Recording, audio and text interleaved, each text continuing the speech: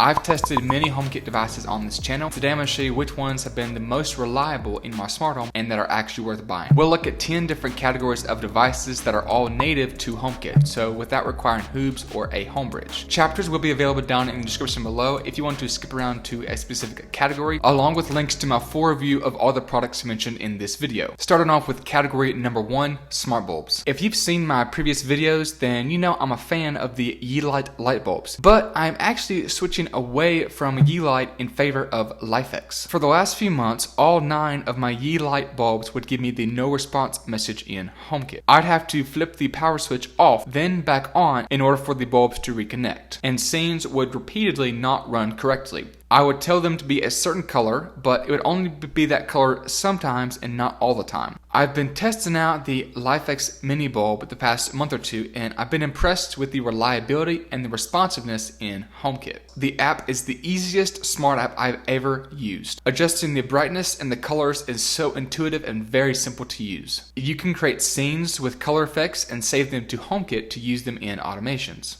I also like the insane amount of themes that you can use with this bulb, and the best part is that all of these themes are exposed to Siri shortcuts, making it easy to run these themes for parties or holidays. Number 2 is switch lighting. If you want a smart light but don't want to have to replace your entire light fixture just to make it smart, then you can use switch lighting to make your current light smart. My wife liked the design of our light in the bedroom and she didn't want to change it, but I wanted to make it smart. So I replaced the light switch with the Lutron dimmer switch and now are able to control the light with HomeKit. Lutron offers models with dimming capabilities to control fans or just turn the lights on or off. Now there are other brands that will do the same thing, like Belkin, Eve, and Meross, but I personally have found Lutron to be the most reliable. It does require a hub, but that's what really makes this product rock solid. It's actually the only HomeKit device that I've had the least amount of issues with. You can also control Lutron lights with a remote, which can be handy at night or if you don't have your phone nearby and if you don't want to talk to Siri. And you can put these remotes in wall plates that can turn a light on, so if you're on the opposite side of the room, you can easily turn on a light. Category number 3 is cameras. A majority of these cameras will support HomeKit Secure Video, so you can view the last 10 days of recordings with a 200GB iCloud storage plan. Set activity zones for certain motions, person detection with facial recognition, animal detection, vehicle detection, and soon-to-be package detection. I've tested a bunch of indoor and outdoor cameras on this channel, so we'll first start with the ones that you can use outdoors, then we will move on inside. When it comes to outdoor cameras, my go-to is the wire-free Eufy Cam 2C. It's weatherproof, so it's built to handle rain and other outdoor elements, has a rechargeable battery that lasts up to 6 months, and has very fast motion alerts. What I like most, and what actually sold me on this camera right away, is that there is no monthly fees to access your past recordings, since all of the recordings are stored locally on the home base and with HomeKit Secure Video. With other brands like Arlo, you have to pay a fee to access your past 30-day recordings, which I am not a big fan of. Both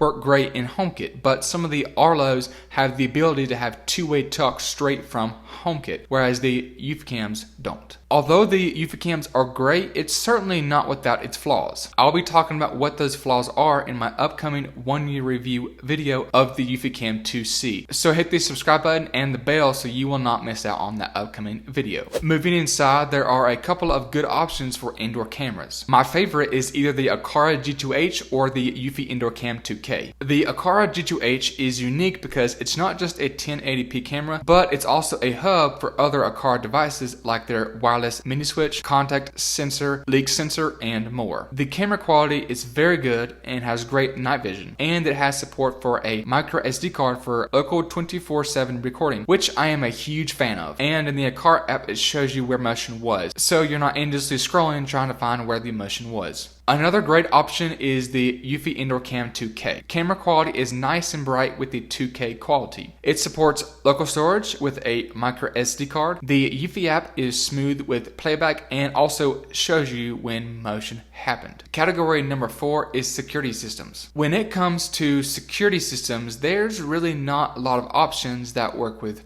HomeKit. I found the Aqara line of products to work extremely well. It does require an Aqara hub to connect all of the child devices, but you can use the Aqara G2H camera, the M1S hub that has a built-in nightlight, or the M2 hub that has a built-in IR blaster. The child devices are very affordable, so you can quickly create your own system without breaking the bank. In the Home app, the M1S and M2 hub have security modes that are exposed to HomeKit. Each of the hubs has an alarm built in, so you can use the Aqara app to sound an alarm if a door is opened and when the system is armed.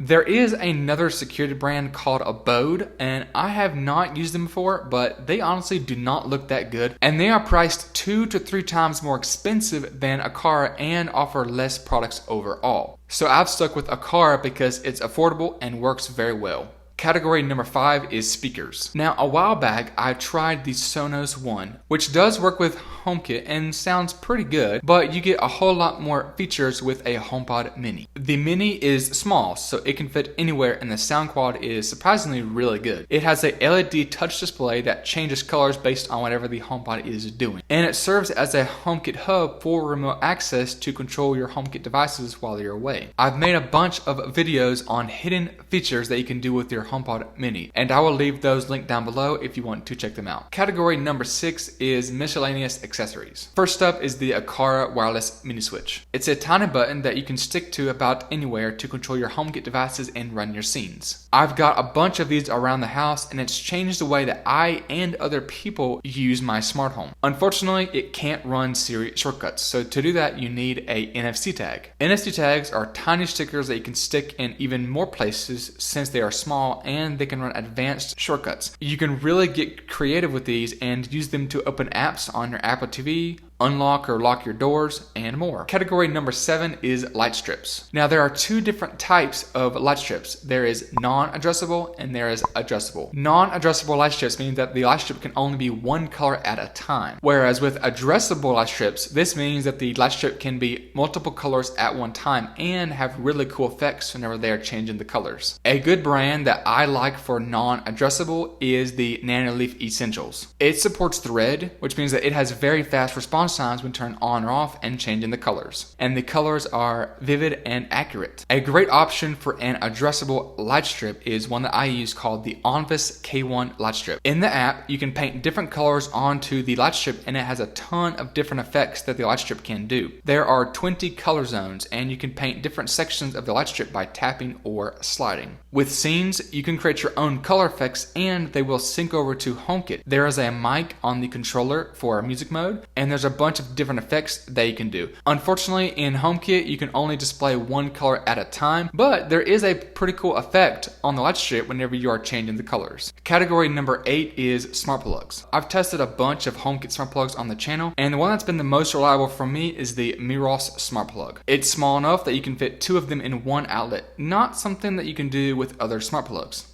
It's the most responsive smart plug that I've used. I've tried other expensive brands like Eve, Belkin, Philips Hue, and they would all be slow to respond, and I had a bunch of issues with them. For outdoor smart plugs, I've only used the Meross outdoor smart plug, and it's worked well for me in HomeKit. Category number 9 is thermostats. One of the first devices that I made smart in my house was the good old thermostat. So I picked up the Ecobee 3 Lite thermostat, and it's worked great. There is an Ecobee 4 that has built-in voice control with Amazon and soon to be Siri, which is cool, but I didn't need all those bells and whistles. I just wanted a basic thermostat that I could control from my phone and that works in HomeKit, and the Ecobee 3 Lite is great. You can easily see and control the temperature from the Home app with an easy to use slider, and use automations to start cooling the house whenever you go to sleep or a few hours before you get home. And category number 10 is HomeKit TVs. Now, a HomeKit TV is probably a device that not a lot of people know about. It's just a regular smart TV that comes in, of course, a lot of different brands and sizes. It shows up in HomeKit as a regular accessory that you can control like other accessories.